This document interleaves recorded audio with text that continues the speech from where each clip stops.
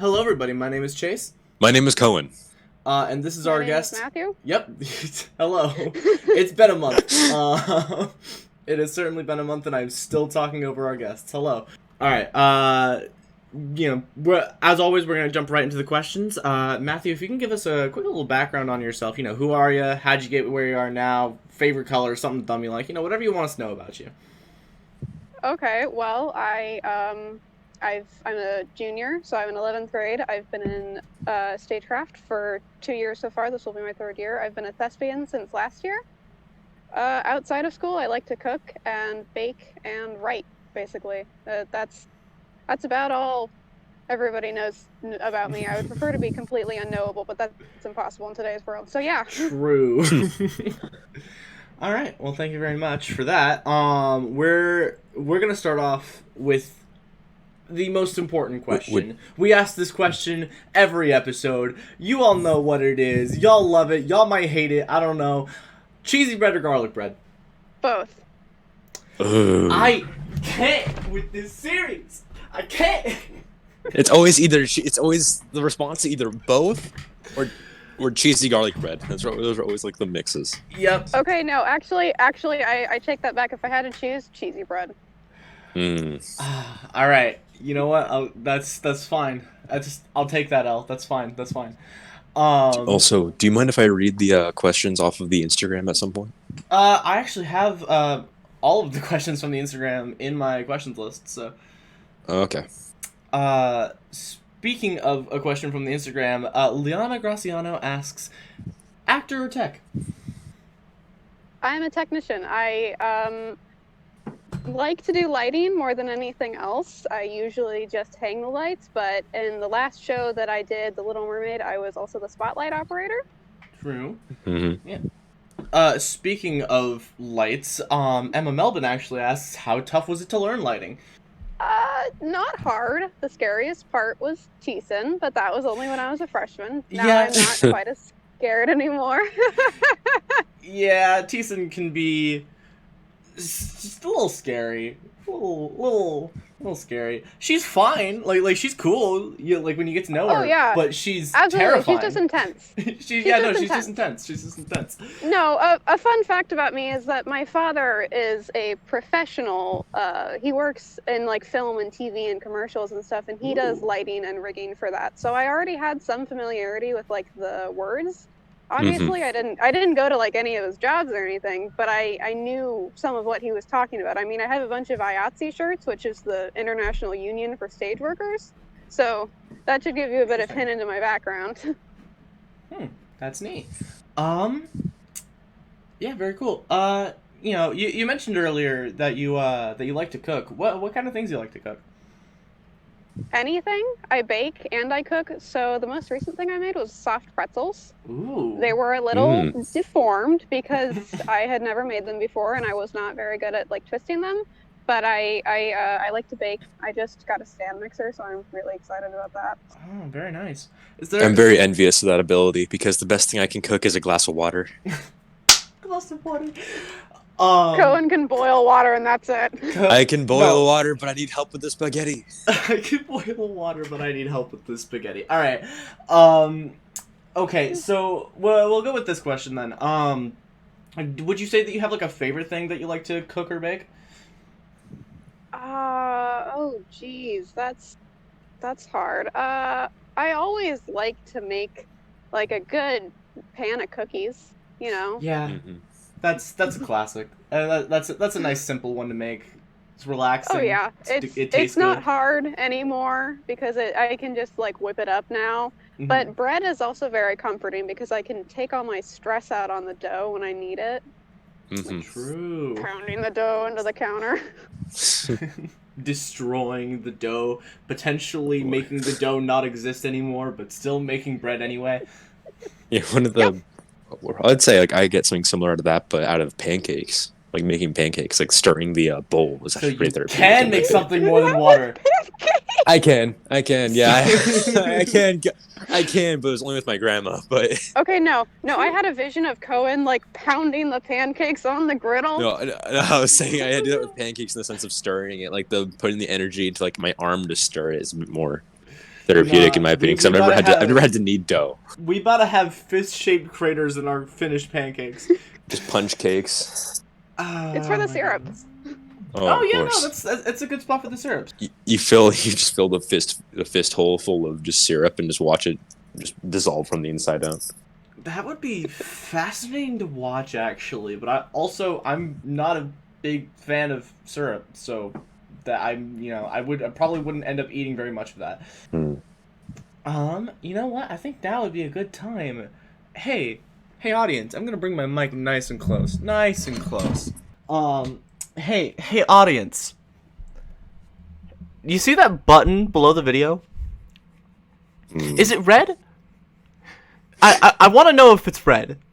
Because if it is, what are you doing? Press that little subscribe button. Make it gray. You know, because when you press the subscribe button, you not only get notifications for every time a new Troupe Talk comes out, but you also, you get notifications whenever we release, say, a trailer for one of our shows, or like some sort of announcement, or even I believe Banquet is also uploaded here, or if not, we do typically have like one act nights or whatever. There are other things that we post on this channel besides Troupe Talk. All right, thank you, and you will get notifications for those things. Thank you very much. All right. I'm sorry to be sassy with you, audience. In all seriousness, I would very much appreciate if you went down and pressed that little red button. Chase, I'm very disappointed in you. Because you missed the bell icon. The bell icon! Oh, you gotta ring that bell. Ding, ding, ding. This is one of my favorite bits to do on the show. I'm gonna be real with you. All right. Where was I? Oh yeah. One more plug before we go. We do announce our future guests on the Instagram page, which is Instagram.com/ I believe Reynolds Theater. I think it's just Reynolds Theater, right? It's just Reynolds Theater. Yeah, it's just Reynolds Theater. If it's not Reynolds Theater, it's probably Reynolds.theater and I'm bad, or Reynolds_theater and I'm bad. But nope, it's Reynolds. They're all undercase. Reynolds Theater, all undercase. Perfect. All right, cool. And besides, link to that will be in the description, so you look out for that. All right, that's enough plugging. That's probably been like 2 or 3 minutes, if not more, of plugging. So we're just gonna hop into our next question, and our next question is a little bit more on the serious side. Matthew, we were discussing LGBT representation when we were emailing each other about this episode. So, I figured I would go back and ask a generally thought-provoking, or at least I think so, question from the last time we had a trans guy on the show with Tristan's episode. What is your opinion on straight or cis characters portraying gay, trans, LGBT characters in theater and film? I think that in general, there is not a problem with it, like, just in hypothetical. I think that a lot of the time people will choose cis or straight people, like IRL, to portray characters because there is just not all that many LGBT plus people in the big, like, name actors and stuff like that. I mean, it's not a very big pool to choose from. Obviously, if you have someone like that, you should choose them. And there is definitely the issue of some people will discriminate and be like, well, no, I don't want that person on my show. I'm just going to choose a cis person instead. But a lot of the times it's just because there's not anyone available, or, you can't reach them, or they're not there, period. I think that's interesting because, like, now that you mention it, you're totally right. I don't think I can think of very many, like, LGBT actors in, like, the Hollywood type stuff. Yeah, or they're like, there. Or like the Broadway type stuff. Like, they're definitely there, but I can't think of very many. Which is ironic because within our trans, I know, so. like with I find that so ironic because within our theater troupe alone, I mean, like we have Andy, we one of our alum, Ethan, we have you, we have Tristan, like we have there's this basic like there's this sort of joke that gets passed around because of how many how much LGBT representation we have in our troupe that theater makes you gay. Yeah, and that's... I actually got turned gay from theater. Actually, it's true. Facts. It's a running joke. It's a running joke that I am, but I'm not. Yeah, it was for a while because like we'd go into the boys' locker room and they'd just be like, "So Cohen, when did you come out the closet? And I'm like, I swear I'm straight. I'm not. I mean, At least you get to was go just into funny. the boys' locker room. I know, That's true. and I just find that but yeah, no, that's what I'm saying though. I find it so ironic when our theater troupe is so iconically LGBT that when you look at the big name world that there's so little. That's weird. But Maybe I mean, that's it's just also how the just because. next. This might just be how the next generation's coming into theater. Who knows? maybe. Yeah, and a lot of the trans actors and LGBT plus actors, I should say, are younger, True. because it's. I mean, the older generation just didn't talk about it. I mean, Yeah. it's just an unfortunate truth. That's why you Definitely. hear older people saying like, "Oh, well, that didn't exist when I was younger." No, it did. They just didn't talk about it.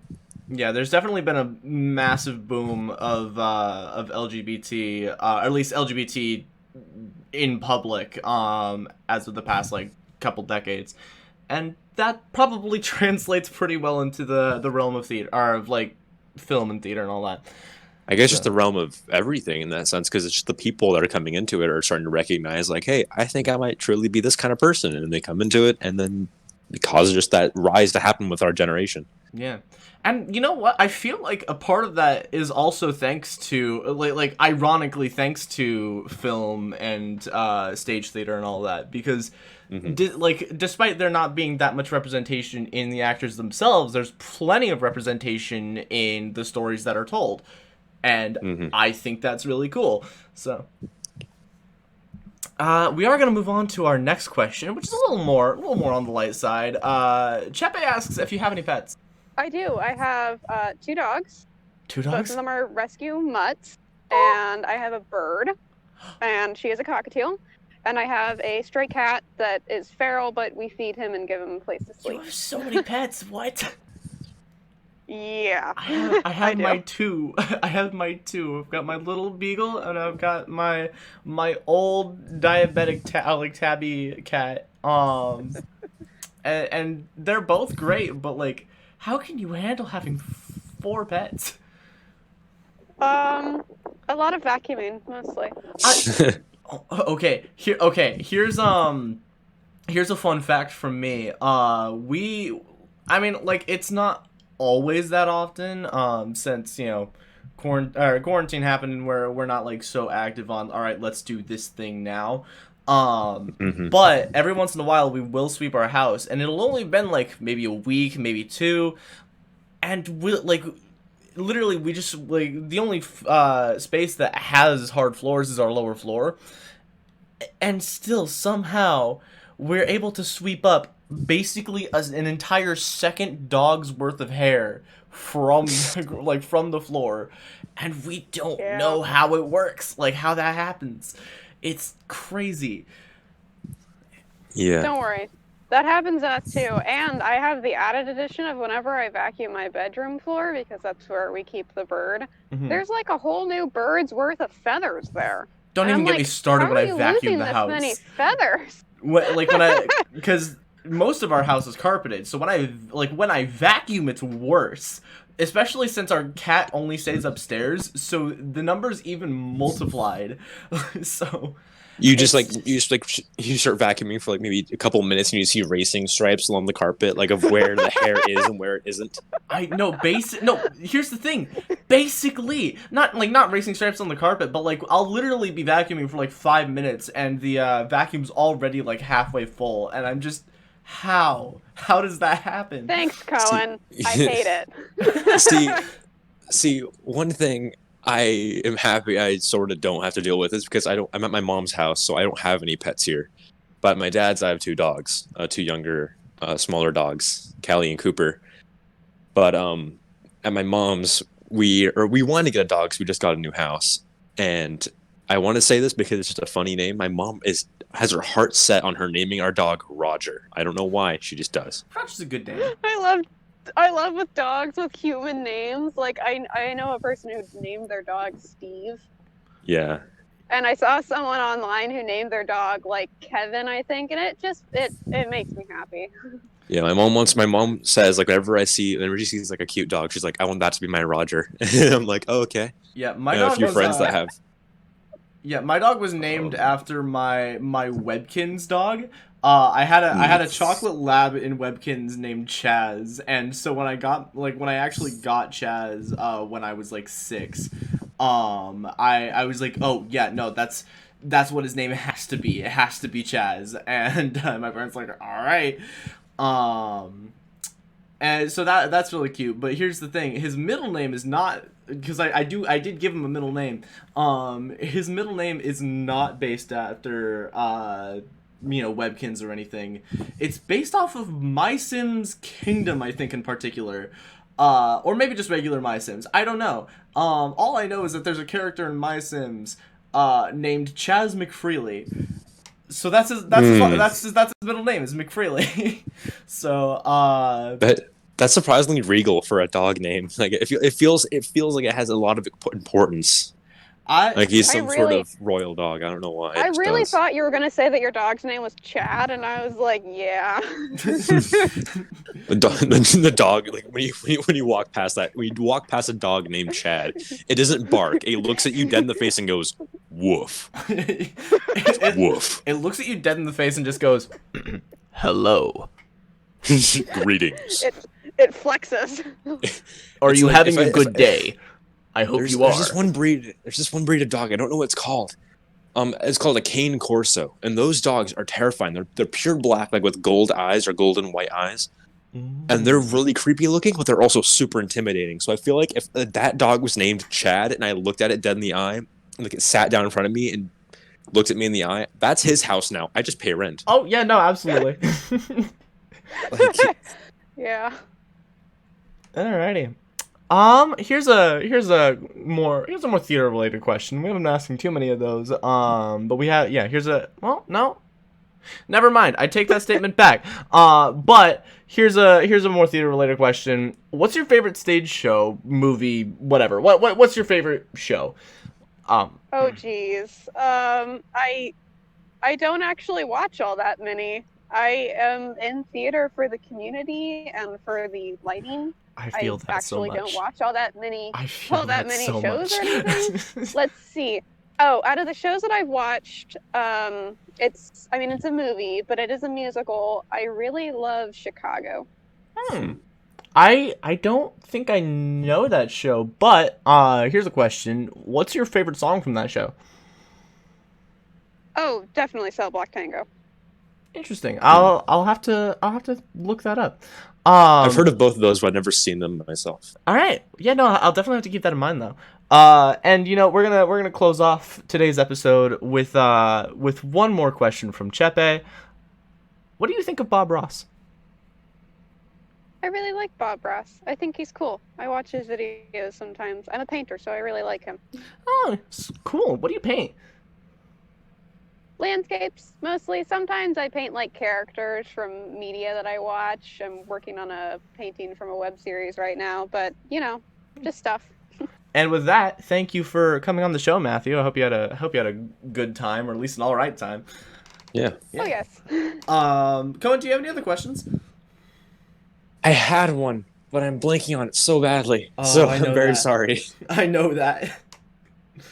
All right.